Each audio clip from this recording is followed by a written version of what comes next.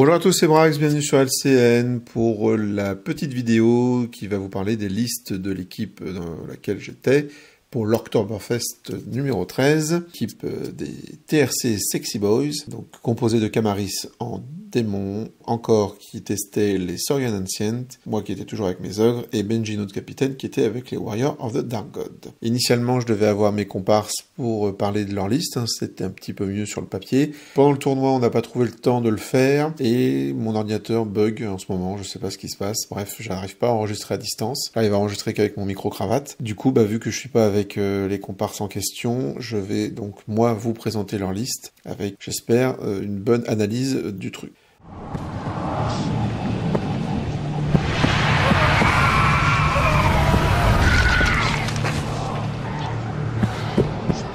On commence avec Camaris qui jouait donc les Demon Legion. Donc il jouait un Omens of Savar qui était son général, avec le Greater Dominion forcément parce qu'il est obligé, un Master de la Thaumaturgie, Unetera Roots, Dextrose Tentacles et Bronze Backbone. Je vous laisse aller voir dans le bouquin des démons, on n'a pas encore fait la review, ça va arriver, les différentes manifestations, mais disons que ce type-là, déjà c'est un Master de Thaumaturgie, donc en soi il est déjà suffisamment balèze. Et puis l'Omen of Savar, il faut faire gaffe, il est capable de faire très très mal au corps à corps, et surtout en duel il y a des bonus, donc voilà, bon, Master Thaumaturgie, dès qu'on peut l'avoir, on le prend dans les armées, le plus souvent. Il est accompagné d'un autre gros démon, la Sentinel of Nukuja, qui en gros est notre ancien duc du changement, qui sera Master Évocation, donc double Master, avec Mark of the Eternal Champion, Aura of Despair et le Dark Pulpit, donc qui est une monture, il est obligé de soit monter, soit avec les ailes et gros comme avant. Et la Sentinel of Nukuja, entre autres choses, a la capacité de transformer les Veil Tokens par 2 et non plus par 3 pour obtenir des dés supplémentaires. Donc autant vous dire que entre le fait qu'il a plusieurs canalisations, que les démons donnent 2 Veil Tokens supplémentaires, et le fait qu'il ait besoin que de 2 Veil Tokens pour créer des pouvoirs, en gros il est toujours à plus 4. Très très fort en magie, donc une magie qui tabasse, Master Evoke, Master Thaumaturgie, donc ça envoie du bois, ça fait très très mal, il peut sniper les persos comme il veut, il peut faire du debuff dans tous les sens. Il y a la comète, il y a les souffles, enfin bon voilà, donc il y a vraiment beaucoup de choses en magie. En base, il a une triplette de lémur par 10 avec l'état-major complet sauf pour l'une des unités. Les unités qui ont le champion Unetera Roots également, donc c'est la manifestation qui permet de réduire l'écart de résultats de combat. Les lémurs, c'est de la parade, c'est l'endu 5, donc c'est extrêmement dur à tomber ces bestioles-là, avec l'invu 5 évidemment. Donc, et en plus là, ils sont un peu plus compliqués à tomber. Il y a le champion qui peut prendre des défis pour stopper un petit peu un personnage. Donc voilà, très bien comme unité. La deuxième est avec les Chilling Yawn, et sans champion, coûte un peu moins cher. Et on a 10 imp avec un champion et un musicien avec la Mark of the Eternal Champion qui leur permet d'avoir la baliste, l'héréditaire démon qui est répétable et qui gagne en force à mesure que vous avez passé des sorts. Donc il va avoir des phases de magie vraiment très très balèzes. Là, Camaris, il a une liste qui tabasse sur ça. 3 Brazen Beasts avec le champion et Incendiary Icor, donc un petit peu de flamme. Les Brazen Beasts, quand ça charge, ça déboîte. Par contre, ça n'aime pas du tout être chargé, c'est vraiment du glace canon. Ça fait très très mal, puis c'est une scoring assez rapide, parce que bon, les lémurs c'est gentil, mais ça avance pas très vite, les imps non plus. Et on voit qu'après, là, après tout ce gros tas de magie, et puis cette petite unité de bâche, on a 3 x 4 Bloodflies, donc les grosses mouches feu, les mouches de Nurgle, avec les Undying Joe. Voilà, pour 416, c'est un pool de points de vie, d'endurance, qui régène, qui a l'invue, qui peut vous faire trop d'attaques au corps à corps, enfin c'est vraiment très très puissant en fait. Les flies, elles peuvent prendre beaucoup de choses, ça vole évidemment, donc c'est plutôt un bon mouvement, voilà, donc très compliqué, c'est pas scorant, donc si l'ennemi est obligé de s'en occuper de ces trucs là évidemment, donc il va devoir subir la magie plus l'agression et le danger que représentent les mouches, et à côté de ça, est-ce qu'il a le temps de s'occuper des scorings qui vont prendre le scénar, c'est un peu compliqué. Et puis on finit avec 5 furies pour la redirection, que Camaris va donc jouer ça avec ses petits démons.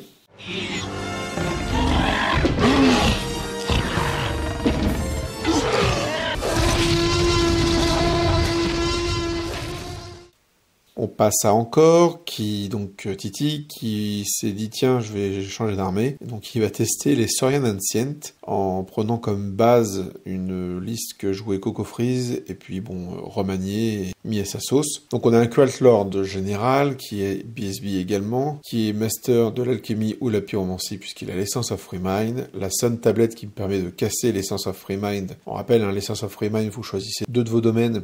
Et au début de la partie, vous en choisissez un. Par contre, vous n'avez pas le droit d'aller prendre les sorts 5 et 6. La Sun Tablet permet de casser ça, puisqu'elle vous permet de, quelles que soient vos restrictions en magie, par exemple un apprenti ou un adepte, vous pouvez aller chercher le sort que vous voulez. Donc du coup, grâce à ces 2 objets, ces deux talismans, vous pouvez choisir du sort 1 au sort 6, soit dans votre premier domaine, soit dans votre deuxième domaine. Voilà, donc ce qui rend le Cult Lord extrêmement costaud en magie. Grasp of the Immortal et Symbiosis. Il a du bonus supplémentaire pour lancer ses sorts. Un Saurian Warlord pour aller avec le Cult, Period Weapon, Titanic Might, Starfall Shard, un Banning Scroll, et bien sûr il est monté sur un Alpha Carnosaur. Vous voyez le truc qui coûte 955 points. Il n'y a pas la place pour un autre petit perso, mais on a tout ce qu'il faut. On a un Cult Lord qui est tabassant magie, qui fait le rôle de la BSB, et on a un gros Saurian sur un gros dino qui va venir casser des bouches, qui est capable de prendre certaines armées limite à lui tout seul. Donc Starfall Shard qui lui permet d'avoir une protection contre le feu et l'art target. Ça le protège de la chimie notamment. Et puis de tous les petits tirs qui pourraient lui en vouloir, même un tir de canon. Et il balance pas mal d'attaques avec une grosse force, donc vraiment sympa. En base, il a 15 Saurian Warriors état-major complet avec la Banner of the Relentless Company, évidemment, ils vont accueillir le Cult Lord, c'est la petite escorte qui va bien, la Banner of the Relentless Company pour aller chercher le scénar, mais surtout pour le déclencher et permettre au Slan de se barrer, au Cult Lord, en cas de problème qui arriverait. Hop, il tape ses 15 pouces, il sort du pack, soit pour rejoindre un des packs qui suit, ou même aller tout seul se planquer dans un coin. On a 3x15 Sking Braves, musicien, Poison, Javelin et Shield, et il y a une unité avec un pour faire le total. 2x3 Caïman, champion et Albarde. Ça coûte que dalle, c'est scoring, ça envoie pas mal de pain. Il y a le champion, donc on peut aller chercher un défi, etc. 2x3 Pterodon Sentries, avec des javelins empoisonnés également. Un Taurosaur qui aura l'Engine of the Ancient, donc l'ancienne machine des dieux, qui lui permettra d'avoir une 5+, contre les tirs par exemple, ou de faire les touches de Metal Shifting, d'avoir un bonus sur le domaine de son choix, etc. Donc toujours très bien, puis le Taurosaur en lui-même il tabasse. Et le Stygio avec Mystic Traveler, qui permettra d'avoir un sort et d'être un télépathique link supplémentaire pour notre ami le Cult Lord. Donc c'est assez sympa, le Warlord fait très peur. Évidemment il a des scorings assez fragiles, les skinks on rappelle, c'est de l'an du 2, les caïmans ils sont que 3, donc c'est 9 PV. Même les Saurian Warriors, même si ça encaisse plutôt bien, mais ils ne sont que 15, c'est pas un gros pâté de 30. Donc voilà, c'est sûr qu'au niveau scoring c'est un peu léger. Léger pas dans le nombre, mais dans la capacité à encaisser, mais en même temps, là encore, on a un Saurian Warlord sur Alpha Carnosaur, on a un Taurosaur, un Stygio, donc on a déjà 3 gros monstres. Les Pteradons qui vont venir nous faire chier, les caïmans, etc. Donc les skins qui peuvent faire leur vie à côté.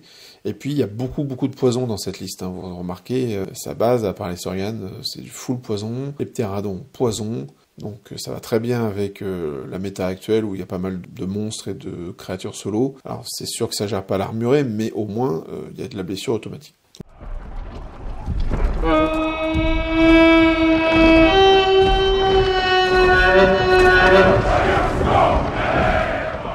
On passe à ma liste, où je vais faire une petite variante de ce que j'ai joué à Asgard. Donc mon chaman, qui est toujours général, master de la thaumaturgie, va gagner le Carcadence Resilience, qui lui permet d'avoir une 6 de résistance, ce qui permet, puisqu'il est dans le pack, qui va potentiellement faire du corps à corps au bout d'un moment, de pouvoir résister un peu plus, avec un 6 d'endu, 4 points de vie, la parade, commence à être pas mal. Toujours le Magical Heirloom, toujours la chronophotocratie pour avoir ce fameux 9 de commandement. Le Mammoth Hunter est toujours Trolliter, leader of the pack pour aller avec le chat et gagner la vanguard.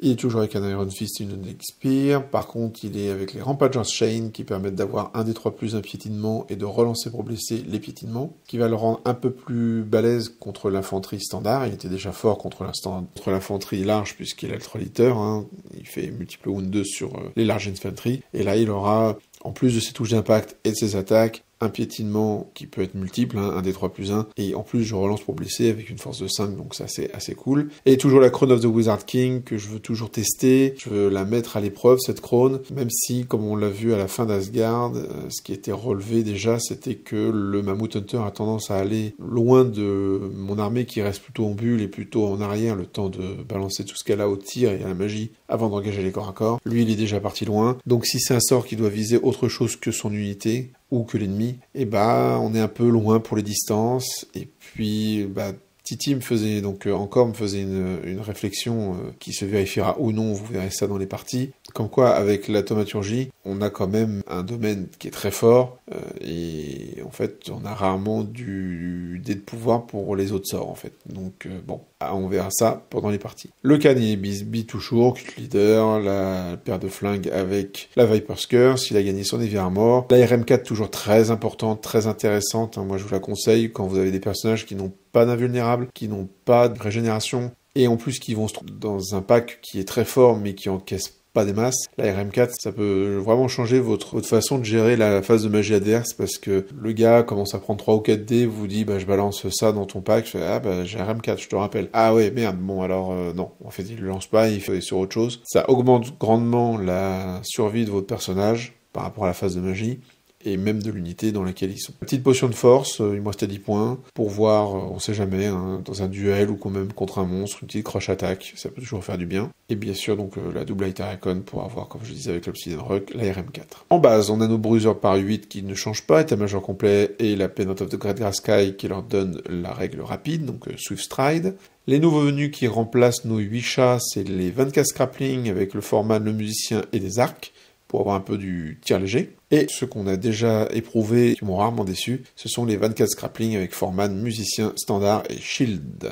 En spécial, on a les mercenaires et vétérans par 6, et l'état-major complet, accurate poison, la perte de flingue et Banner of Discipline, je reviens pas dessus, elle est très très bien.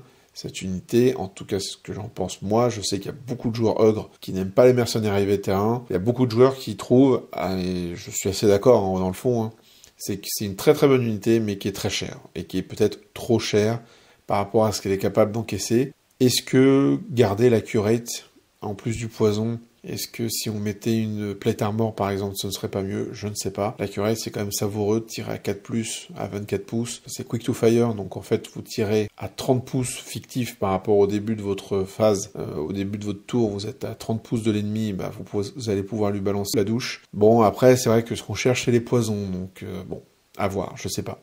Je sais pas, mais c'est vrai que accurate poison ça va très bien ensemble. Le doublet de Keen-Eater qui emmerde bien toujours les gens d'en face. Les Scrapping Trappers qui sont que par 5, on rappelle, hein, moi je l'ai joué par 6 parce qu'il me restait 8 points, mais par 5 ça revient strictement au même.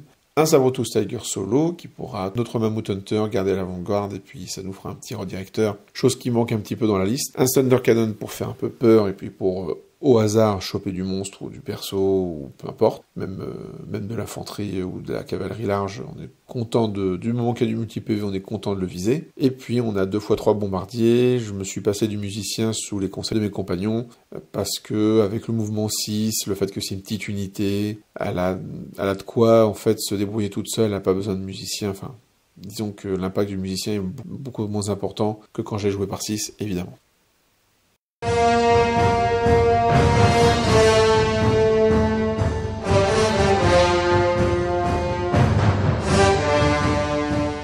Et on termine avec Benji, notre capitaine, qui joue les Warriors of the Dark God avec une liste qui se voulait, entre guillemets, fun. Alors fun, mais compétitive, hein, ça reste Benji. On n'est pas là non plus pour ramener du mou.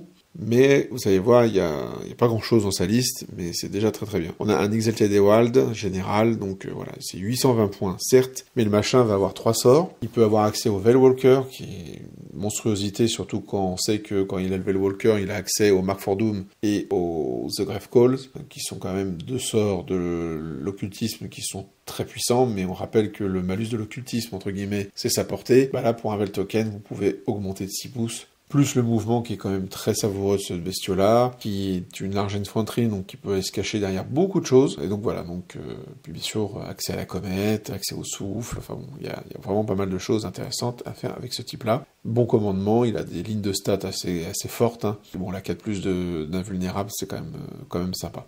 À côté de ça, on a un Feldrak Ancestor, donc le très très gros Chagot, hein, avec une paire d'armes et Supernatural Dexterity, donc il va taper avant pas mal de monde. Et il va casser la parade, et il va envoyer des pains force 7, en veux-tu, en voilà. Le Feldrak Ancestor a un souffle, bon, il perd un point de vie, mais bon. Et puis il augmente le pourcentage de Legendary Beast, donc ça va permettre à Benji de caser du monstre, vous allez voir ça à la fin de la liste. Mais c'est assez cool, lui-même étant un monstre, hein, le Feldrak Ancestor, évidemment.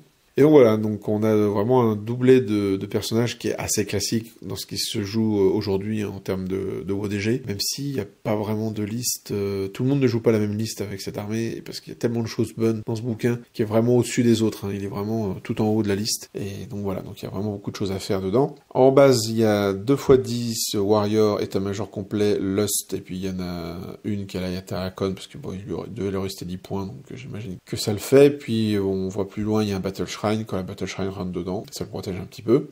Et là, avec Lust, on gagne la capacité, tout en restant fearless, de fuir, si on veut fuir une charge, donc on peut quand même tenter des pièges de niveau 0, de niveau 1 et compagnie. On gagne Strider, ce qui est toujours bien, sur une petite unité. Et en 1 contre 1, dans le type MSU, les Warriors par 10, ça dégomme tout, parce que bon, c'est la force 4 AP 1, mais ça a 2 attaques par tête. Il y a les coups de bouclier, force 4 AP 1 aussi, des touches automatiques, du moment qu'on réussit des sauvegardes d'armure à 4+. Donc voilà, donc c'est vraiment...